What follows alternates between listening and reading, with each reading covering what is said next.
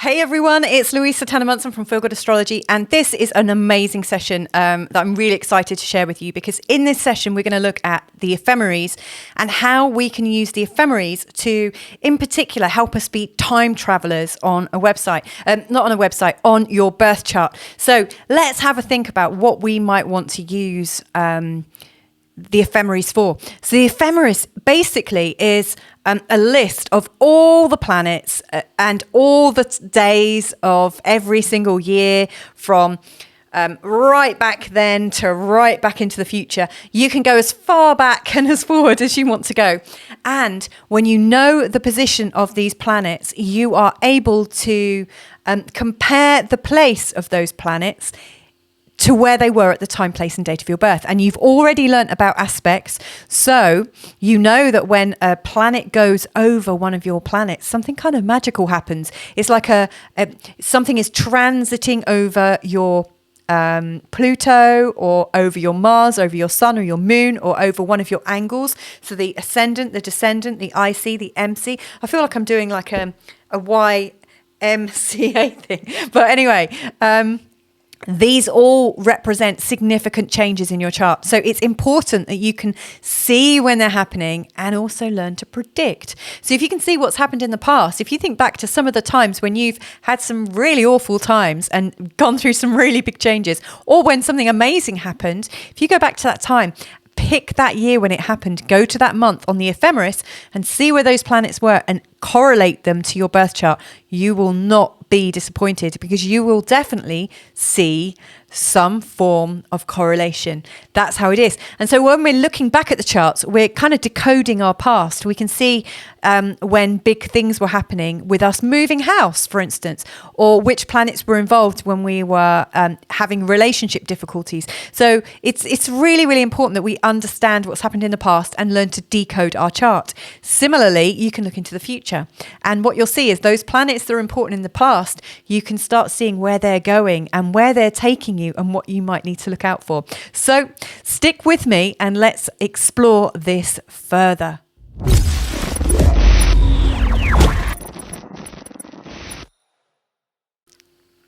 So let's have a look. So we're on www.astro.com, where we're going to go. We're going to toggle between two screens to show you the ephemeris, okay? So the first thing we're going to do is we are going to, let me just bring that up. We are going to, I'm just going to show you actually. You can always find where the planets are on a particular day, like as of now, because the current planets are always on the front page. And then if you scroll down, you'll see the 9,000 years ephemeris. There's also the Swiss ephemeris, but I'm going to give you the one that I use the most. And this is completely free and it's brilliant. So let's click on this and let's give you a feel for what an ephemeris is. Now, basically, you can see that you've got the ephemeris for quite a few centuries and way into the future of the 22nd century. Not really somewhere that many people actually need to go to at the moment astrologically. But so we're firmly in the 21st century. I was born in the 20th century, and many of my listeners and audience are going to be around the 20th century, possibly at the beginning of the 21st century. If we wanted to have a look at, let's have a look of the year that I was born. I was born in 1974, which makes me sound old to some people and really young to others. So you just click on the year that you're looking for. I'm going to move my video over here and just make this a bit bigger. And basically, for every month of the year, it shows you the breakdown. So we've got the Sun, the Moon, Mercury, Venus, Mars, Jupiter, Saturn, Uranus, Neptune, Pluto. These two here represent the North Node. We're not talking about the North Node in this introductory course. We're not talking about Lilith either. These guys can come at a later date. It's okay. And this is Chiron. I include Chiron in every single one of my charts. He's really vital, I think. So I would absolutely recommend that you learn. When you've got to grips with this and you feel comfortable, start including the North Node. If you go to Feel Good Astrology on Spotify, you'll see that I've created quite a few podcasts about the North Node. And also podcasts about Chiron too. So you can learn about those there. But what you can see is as you go into day 1 of January the 1st, 1974, you can see that on the top line, you've got the position of every single planet. So it gives you the star sign symbol. So you need to know your symbols. This is the symbol for Capricorn, and that's the symbol for the sun. So as of midnight, because this is always from the position at midnight on the 1st of January, as you went into the new year, the sun was at 10 degrees in the sign of Capricorn, 10 degrees 11. The moon was at 1 degree in the sign of Aries. Mercury was at 5 degrees in the sign of Capricorn. And so on and so forth. Now you'll see here that there's an R. This is something else I'm not teaching in this first introductory course, but the R stands for retrograde. And no doubt you've heard about Mercury retrograde or Venus retrograde. In fact, every planet goes retrograde at some point, and they have specific meanings. So astrologers do pay attention to where the planets are and when they're retrograde and when they're going direct. So you also see this D here. This shows when things go direct. Now, so as we went into the new year, Saturn was already retrograde. So it shows you the position that it's in at the split second that it goes into the new year. Now, what you'll see with the moon, if I scroll down, it starts off in Aries at 1 degree. And then every couple of days, it's changing signs. Now, on the 4th, Friday the 4th, it's at 11 degrees Taurus. But that means that it actually went into Taurus the day before on the 3rd. So at some point on the 3rd, it moved from being in the sign of Aries and flipped over into being the sign of Taurus, and so on and so forth. And you can see how quickly the moon moves, because 28 days later, so we are on literally day 29, and that was on day 1. 28 days later, the moon is at 10 degrees in the sign of Aries. So it has moved on. So it is literally a 28-day cycle. The moon cycles 13 times in a year. So the lunar month is shorter than our months, and over the course of the year, you get 13 of them. Now, you'll notice that the sun changes signs once a month, around about the 20th, 21st, sometimes a little bit before on the 19th, sometimes as late as the 22nd, 23rd. But it's always around this point that it changes signs. Mercury changes signs every 3 to 5 weeks. So you'll notice there's some months where he might change signs twice. Not that one, but it often happens. Venus usually goes through every 4 to 5 weeks. So there's a rule of thumb with Venus and Mercury that they are always within 60 degrees away from the sun. So there'll only ever be 2 signs away from the sun. So if the sun's in Capricorn, Venus will always either be between Scorpio and Pisces. So 2 signs either side.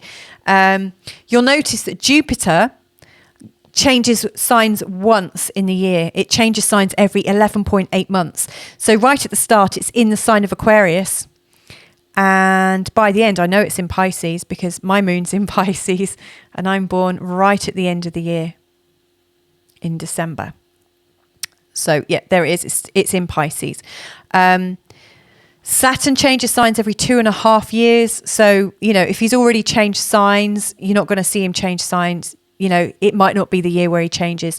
So, there's lots of things that you're going to be looking at with these ephemeris, but it gives you the lowdown of where everything is. And I will show you why this is important in a second. But anyway, let's click out of this one because I want to bring up the 21st century, because what I want to look at is next year, so 2022. So this is the one I'm going to select, because what I'm going to do is compare Evelyn's chart and find times when there might be something big happening in her chart. So I've got my pencil at the ready because this is my best friend. You know, I'm going to be looking at things and saying what I'm looking at, and you're going to be seeing what I'm looking at, and I'm going to be writing it down next to you. I would show you my handwriting, but it's terrible. So let's go and bring up Evelyn's chart. So now, in the past, at the start, I showed you how to do the free horoscopes by natal chart and ascendant. In this session, I'm going to show you how to use, not fully, but I'm going to show you how to use the extended chart selection. So choose this one, and Evelyn's at the top. I've got quite a few different client charts in there, so I'm not going to drop down on the menu. Now, if I was to click here, you'll see the start date is the 3rd of April. That's today when I'm recording this, 2021. So if I click the chart here and bring up the transits, you'll see that it's bringing up on the outer ring the current position, today's position of the planets. Okay. And it's the 3rd of April, 2021. Now, let's assume that I'm a little bit investigative. I want to see when the next big thing that's happening to Evelyn is going to occur.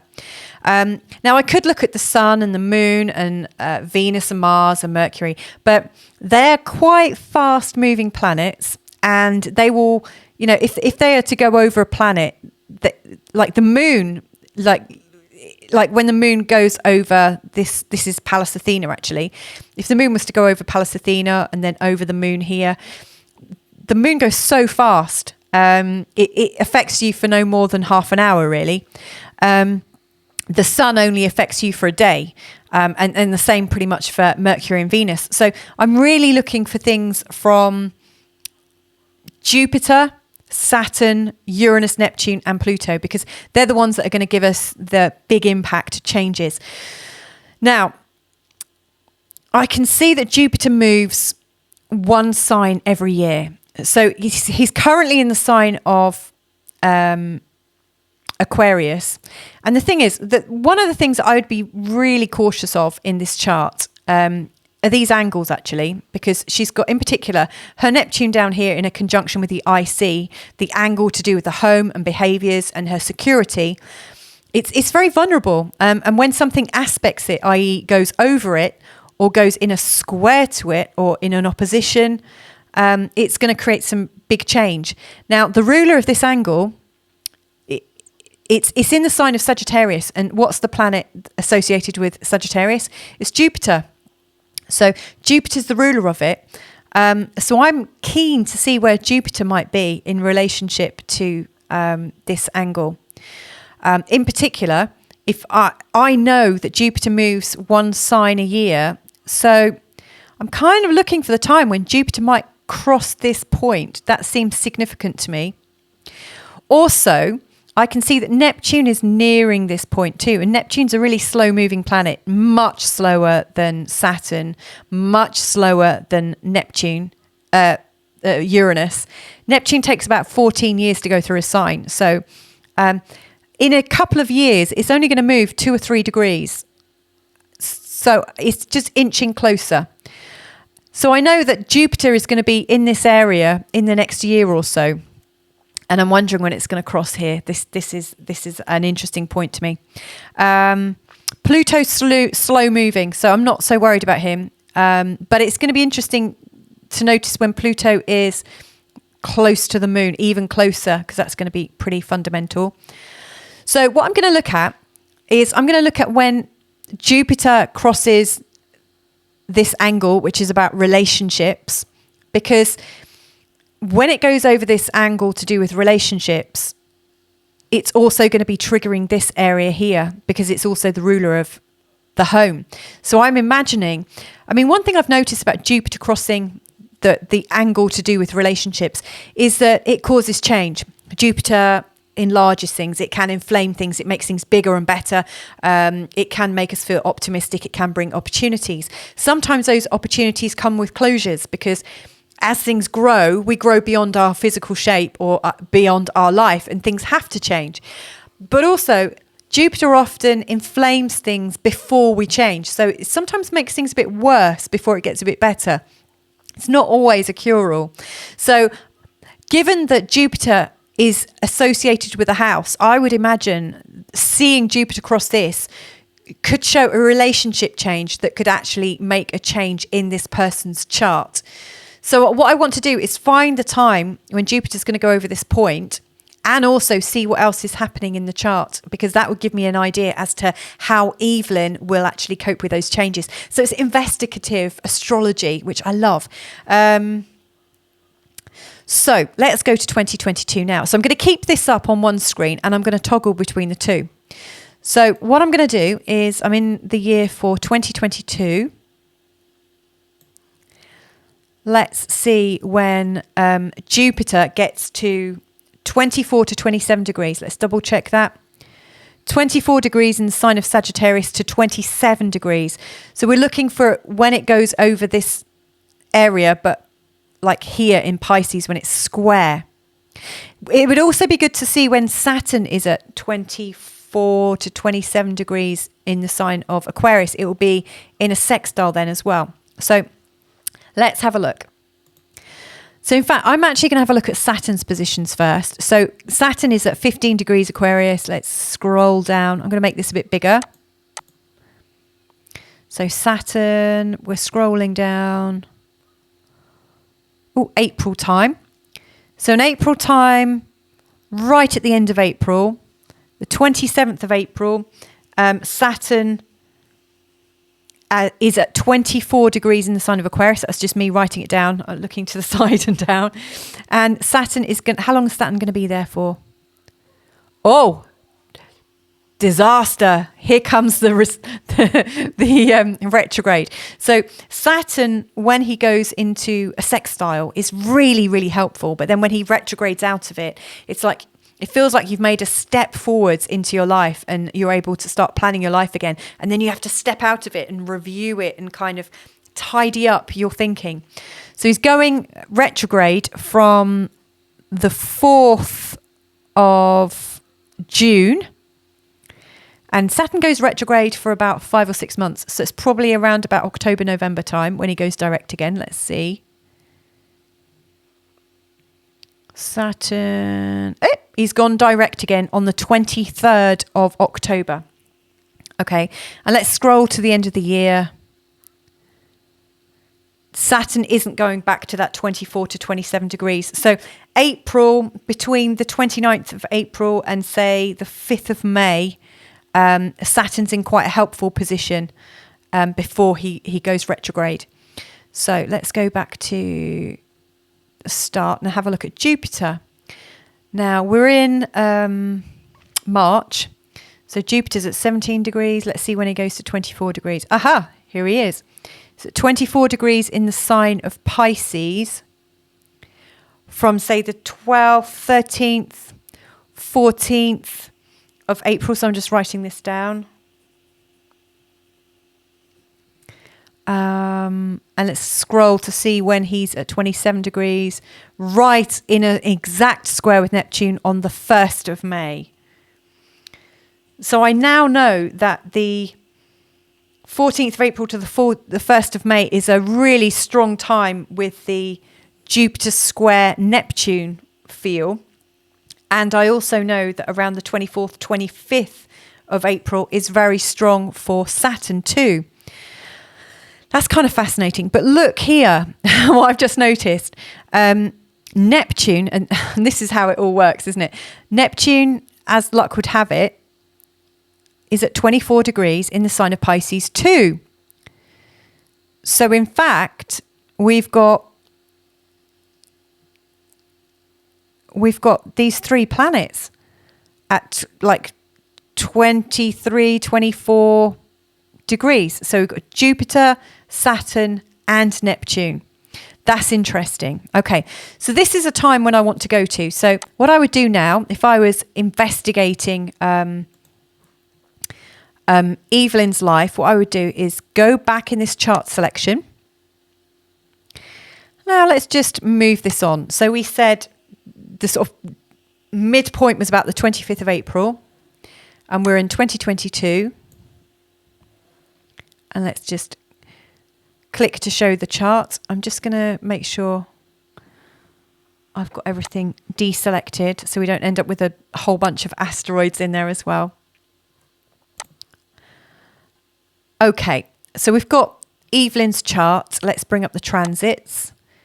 And you should see that it's for the 25th of April, 2022. Now, let's see. What have we got? Okay, yes. So we've got Jupiter right over the DC. It's right on the angle. And Neptune is at 22, 23 degrees. And Saturn is at 20... so that's 5, 10, 15, 20, 21, 22, 23, 24 degrees. And it's a conjunction with the moon at that point as well. Now, what interests me is Pluto is almost on the moon. So Pluto's at 29 degrees and the moon is at 1 degree. So this is a huge time for Evelyn. And it's one of those amazing coincidences, actually, in looking at her chart. So all I did was looking at her chart as a reader. I was thinking, this is a very sensitive part of her chart. And these numbers here, 24 to 27 degrees, they're huge. And it's ruled by Jupiter, this angle. So let's see when Jupiter is next in a big relationship with these degrees. And by forwarding that on and noticing that Neptune is also in this area and then Saturn is also at 24 degrees in a sextile. So let's decode this. So what's going on is there's a change coming up for Evelyn at this point in her life in the future that could affect her home because the ruling planet of her home, Jupiter, is creating a change in her relationship and creating an opportunity. And Jupiter's going to be in this area for another year. And this is the 7th house of other people and relationships. So it's quite possible that there's a breakage to open it up for her to meet somebody new or to create more space for her. It's also going to change the way she lives. And you've got Neptune there as well. Now, Neptune, like I said in other videos, can cause confusion and depression. And it can also represent something really beautiful and quite amazing because it's also unconditional love. So this could be the start of an unconditional love affair. Who knows? Neptune is also a sexual planet. And with Jupiter, it could really bring about some massive energies. Now, Saturn is in a sextile to Neptune. So this is the energy of practicality and structure, which is being helpful towards her creativity in Neptune. So this is helpful. So it feels like she's made some real advances, but we know that Saturn's about to go retrograde. And so it feels like she's taking 1 step forward and 2 back, but she has at least progressed and is getting the sense of the direction she wants to be in. And it's helpful. So we've got this positive feeling of moving forwards with her creativity, and it's marked with a change in her relationships or a need for more space and more fun, and because Jupiter's about fun and excitement, it's marking a change in her relationships and possibly her home. And it's involving Neptune, which is sexual and unconditional love, but also quite confusing. So there's some really big themes. This looks really big. But the real clincher for me is Pluto. Pluto over her moon. Now, Pluto moves around this whole ring. In fact, let me just make it a little bit smaller. Pluto moves around this whole ring in 258 years. So it only goes over your moon if your moon is in one of those signs that it's going to reach in your lifetime. It's possible that Pluto won't aspect your sun in a conjunction or your moon. Because of the shape and the time that I was born, Pluto has gone through, like all of my planets are pretty much here. And Pluto has gone from here in my chart, over the ascendant, over 1, 2 planets, then my North Node, then 2 more planets, including my Sun, and then my Venus. And actually, in that time, Pluto really deconstructed my life. Like Pluto shows us where we need to yield. It shows us where things aren't working, but it also shows where we are trying to hold on for dear life because we need control. And so when it was going over all of these planets here for me, and including my Sun, I'd already set up my life and I didn't want to change it, and I was holding on to it even though it wasn't quite working, because I didn't really know how to let go of it. I wasn't practiced in it. I'd never been with people that had particularly yielded, so I didn't even realize it was an option. But the more you hold on to it, when Pluto's in an aspect with you, in particular when it's with your sun or your moon, it shows a situation where you really have to yield, because it hurts you. The more you hold on to it, the more life throws at you, the more it throws examples of why your life's not working. So, for instance, when Pluto went over my sun, it marked the end of an 11-year relationship. So that was a very definite, this has to end now. So what I'm seeing here is she's got a very big emotional choice coming up. Now, Pluto's going to take a couple of years to go fully over this point. It's slow moving. And I would imagine that, even in like a decade's time, Pluto's only going to be about here. So it's going to take a long time to go over this point. So she's going through a fundamental change in her emotions and letting go of something at the same time that she's possibly going through relationship changes, a home change, and a lot of confusion. So this is a big thing. As an astrologer, I would also be looking at the next big change likely to happen for her. And what I notice is Uranus, which moves a whole sign every 7 years, like 30 degrees in 7 years. Now, Uranus is that's 5, 10, 15, so 14 degrees in the sign of Taurus. Now, I notice that the North Node, which, like I said, we'll talk about in another session, but the North Node's at 16 degrees in the sign of Gemini. So it's 32 degrees away. So it's possible in around 7.5 years, it will be right slap bang over the North Node. Now, the North Node shows our karmic direction. So this would also be a really huge change for her. And Uranus represents breaks and changes and a need for freedom and independence. So what I could do is I could go and look up the appropriate ephemeris. So if I'm looking 7 years' time, I would be looking at, let's say 2029, 2010, or possibly even 2028. And because I like to flick through these years quite quickly, I'm not going to go to the ephemeris. I'm just going to change the years here. So let's go to 2030 and see where it is then. Because it's 32 years, it's 32 degrees we need to go. So I think April 2030. And I I'm quite confident, because I know how long it takes for each planet to move through things. I'm quite good at gauging roughly when that's going to happen. And if it doesn't happen when I think it is, I can just go back and forwards. So add 6 months on, go back 3 months, go forwards a month until I find the exact moment. Oh, and there we go. So where is it? So it's at 5, 10, 15, 16 degrees. It's right slap bang on the North Node. So this would be a very big time for her. But let's see what else is going on in 2030. During this time, Saturn, in this year, I know that Saturn moves a few, about 5 to 6 degrees. It will definitely go over Chiron in this time, and that's going to be an interesting aspect for her. See, Pluto hasn't gone that far in those 8 years. Pluto's only moved that far away. But one thing we can say is we're in 2021 now, and Pluto was here at 2022. Probably by 2024, so three years from the 2021, it's going to take for Pluto to go fully over her moon. So it feels like she's going through something very fundamental for these 3 years. And you'll see that Jupiter has shifted all the way around here in 8 years. So it's taken quite a long time.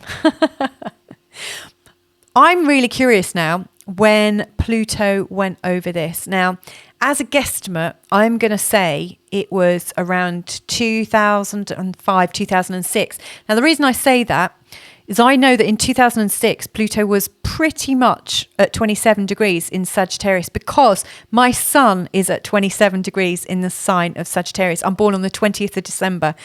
So, you've got my date of birth now, 20th of December, 74. So I know Pluto was here about 2006, but I want to have a look at 2005 just to see what was going on. So let's skip back. So we are literally kind of time traveling in astrology, which I love doing this. This is investigative astrology. We are investigating how somebody's life is changing through the position of the planets. So these planets stay the same. This is your reading. This is your basic personality. And you'll grow within your cosmic coding. But the positions of the planets on the outside will determine what you're doing with that energy and what's coming into your life. And look, here it is, Pluto. Pretty much right slap bang on the IC, the part of the home, the sort of angle to do with our home, our behaviors, our instinct, our parents, how we live. I would imagine, so how old would she be in 2005? So she's born in 83, so she would be 22. So I don't know what was happening to her at the age of 22, but something really significant would have happened for sure. And it would have been coming in for a couple of years, and it would still be playing out a couple of years on. So I'm really hoping that when she was actually, it would be really significant in 2025. And then of course, 2005, and then 2006, when it's over here, it would still be ongoing because it then goes into Neptune. So what I would see is a big change followed by a period of confusion probably about what's been happening. And during that time, Jupiter's going through her first house. Jupiter, sometimes when it crosses here, shows when we have a baby or when we get fat or bigger, because Jupiter's about expanse. One of my babies was born at this time, during this time. Conceived and born in that period. Saturn is up here, so something potentially, who knows, like 22-year-olds, what are they doing? They're often leaving university and going out to get a job. So she could be looking at getting promoted. You know, this is her body, this is her image, her appearance. So it's really fundamental things, but this is involving a big change in her home and how she's living. So that's how we've used this to go forwards and backwards. Now, it's also very interesting to see when planets line up with each other. Let's just go back to 2022.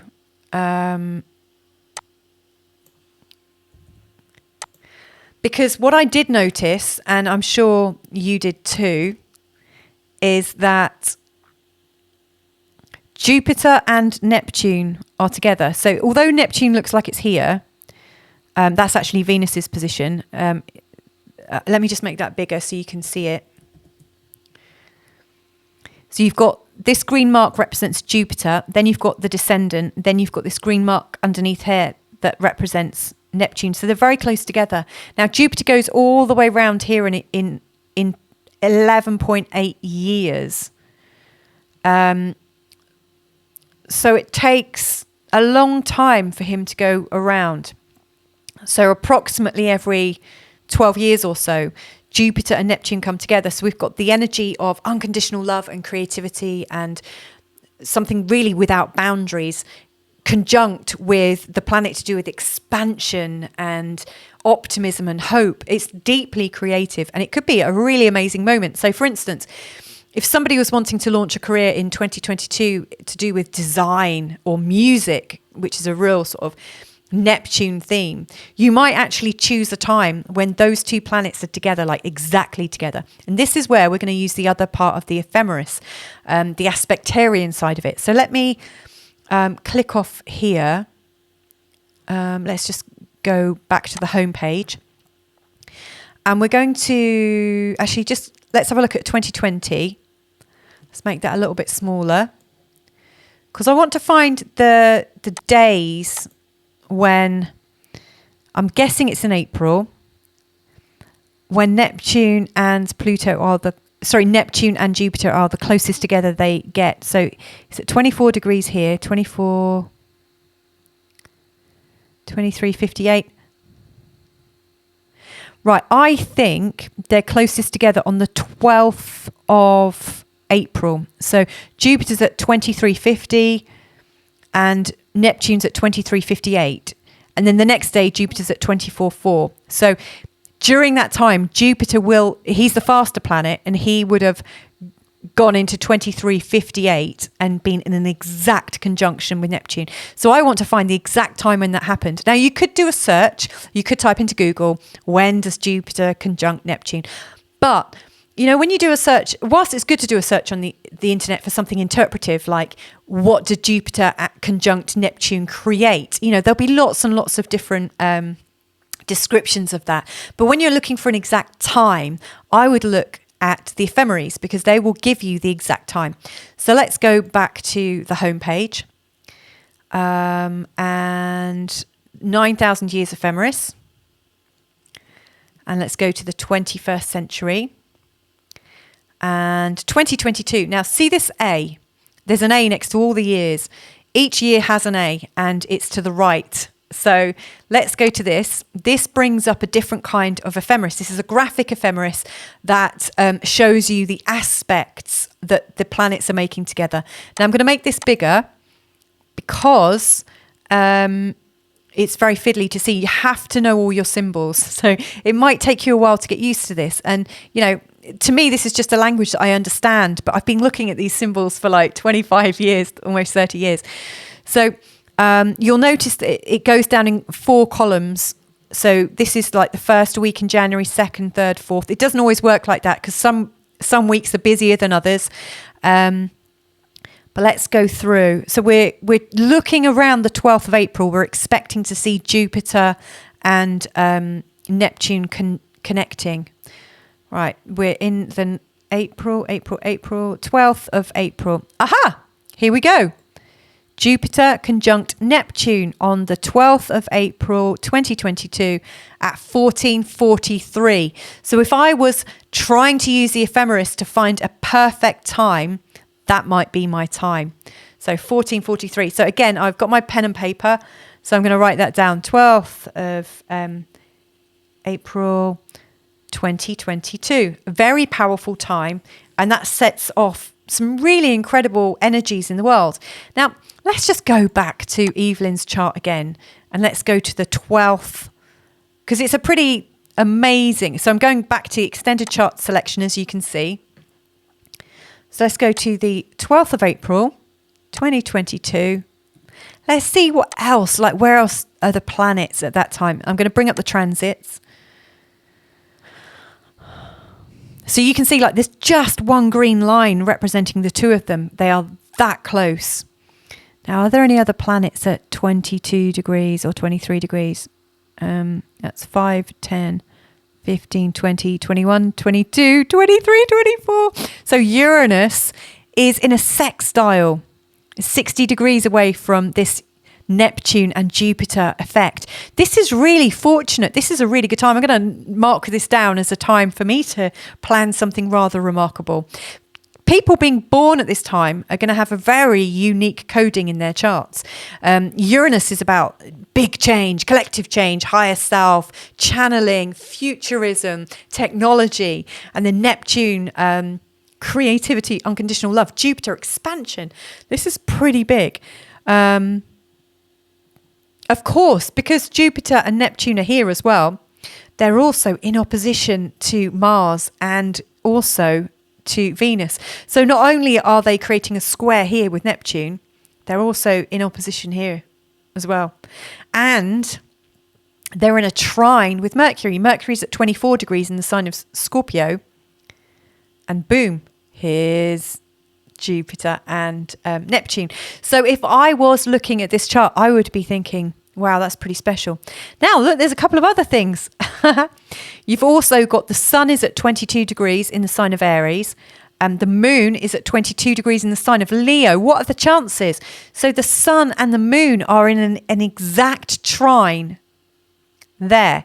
So there's an exact trine there that is lining up to 150 degree difference here, which is a very magical degree. We haven't spoken about this one. It's a quincunx or inconjunct, but you can learn about this in a sort of different course. This is a basic course. It's also in a semi-sextile to the sun. That's very, very strong. We've also got, so we've got Jupiter, Saturn Oh, Saturn's at 22 degrees in the sign of Aquarius as well. Uranus. Oh no, Uranus is at 13 degrees, not 23. Okay, so I made a mistake in my counting of when it started. But this is why it's so important to always cross-reference. So at least I'm teaching you that. So I always go down here just to double check. So 22 degrees for Saturn, 23 degrees for Neptune.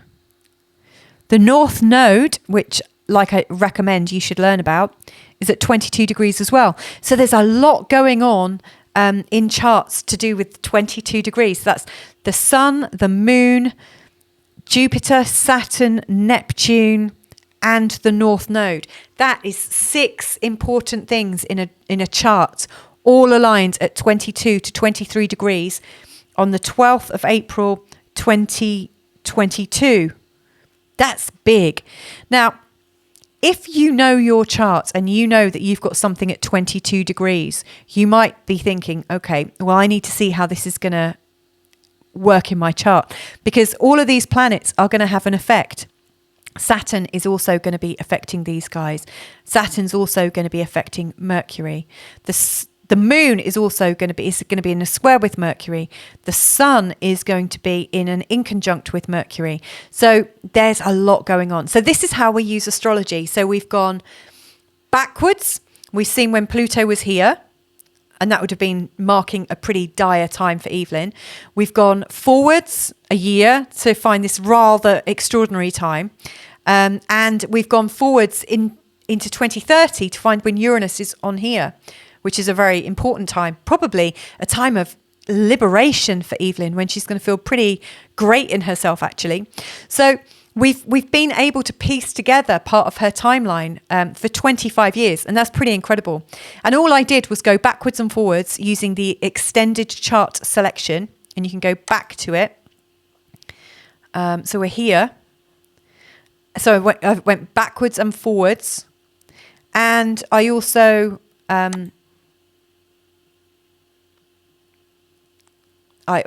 went here to look at the ephemeris. So anyway, I hope that was helpful. Wow, what a lovely bit of investigative astrology. I love that. Thank you for joining me on that. So I'm hoping you really enjoyed that, because that was a pretty awesome little demonstration of how we can go backwards and forwards in time to examine where the planets are at any time and the effect they're having on our chart. And remember, this was just with Evelyn's chart, but we can do that on your chart. I mean, that's what I do as an astrologer every day for my clients. And this is what I do for myself. Probably not as much as I should do, but it's always useful to know what's coming up. So let's say you're wondering about the right time to set up a business, and you know that you want to set up a business in the next 6 months to 12 months, and you're not entirely sure when it might happen. You might be looking at a useful Jupiter or Saturn transit. You might also be looking at when Mercury's in a very sales-oriented position. When you're thinking about, if you're in a terrible situation with your home and your relationship, you might also be looking at where Pluto and Uranus is. So all of these help you to have more control over your chart. In the next session, we are going to be looking at putting it all together. So I'm going to give you a demonstration of reading Evelyn's chart. Now, I'm not going to do a full 90 minutes. Not that 90 minutes would cover it, because you could actually read charts for ever and ever.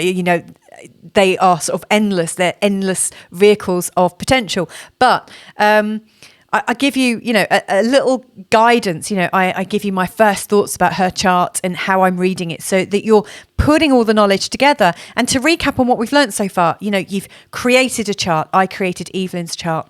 We then looked at the houses and the angles, the ascendant, the descendant, the IC, the MC. We also looked at the signs and where the signs are in our houses. So for instance, which sign is at the beginning of each of your angles? They're really important signs in your chart.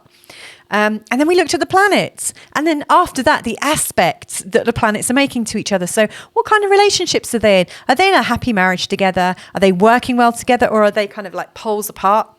This is really important. And then now we're putting it together with futurism, like we are futuring your life. You now have the tools, or you've got most of the tools of the astrologer at your fingertips. And the only thing that's stopping you from becoming an astrologer is practice, literally just practice. There are other things that you can learn about, like the North Node and Chiron and then asteroids and how charts are made. You can go more in depth, but for now, you have got the basic skills, and all you can do with those is build.